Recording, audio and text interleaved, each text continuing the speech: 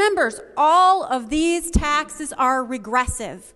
What that means is they are imposed on the poorest of the poor, and they hit poor Minnesota families harder than anybody else because it's a much larger portion of their income, and it's a much larger portion of the value of their vehicles.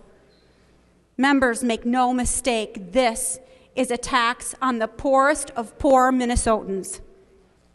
Members, this isn't just a transportation bill. As I said, it's not even needed. This bill is a war. It's a declaration of war on drivers, on car owners, on commuters who might have to commute into Minneapolis or St. Paul. It's a war on businesses that have premises in the Twin Cities. It's going to cost them a lot more to get their employees to work. It's a war on producers that have to pay for the costs of transportation. Those transportation costs get added into the price of goods and into the price of production. And the consumers then pay even more on top of the gas prices that they pay out of their pockets. I like the use of the word war because this bill is a war. It's a war on the kinds of congestion that we're facing. It's a war on our lack of investment that have occurred over 30 years, despite the little bump that we got about 7 years ago. It's a war on potholes, and it's an effort to invest in shared prosperity across this state. Make no apologies for this bill. We know from what I said earlier that business pays a huge premium. We either make some rational investments up front, or we pay later in lost opportunity, we pay in congestion, we pay in the inability to get to the things that are important in our lives.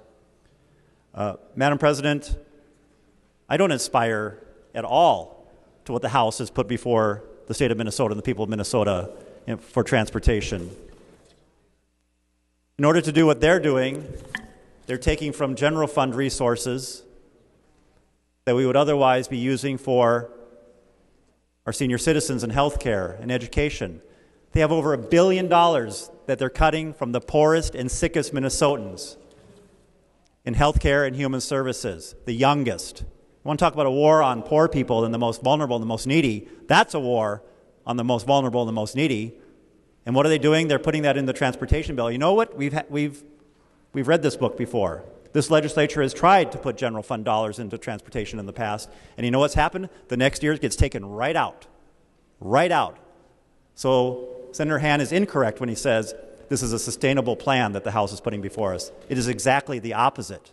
What we do in transportation is we dedicate reliable, ongoing, sustainable resources so that we can plan for a long-term horizon so that businesses and communities and people can invest in their lives and know that their ability to get to the places and people getting to their jobs and their work sites and businesses can get goods and services to market, and construction companies can invest in mobilizing a workforce and in the intensive capital investments they need to make to build those roads and bridges over the long haul. That's what sustained investment in transportation looks like.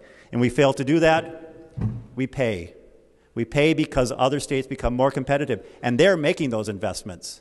State after state, controlled by Republican governors and Republican legislatures, are raising their gas taxes, are raising sales taxes in their metropolitan areas, because they know that those are investments that have a return on the dollar, and they know that they'll pay anyways in a loss of opportunity, in congestion, in lack of shared prosperity.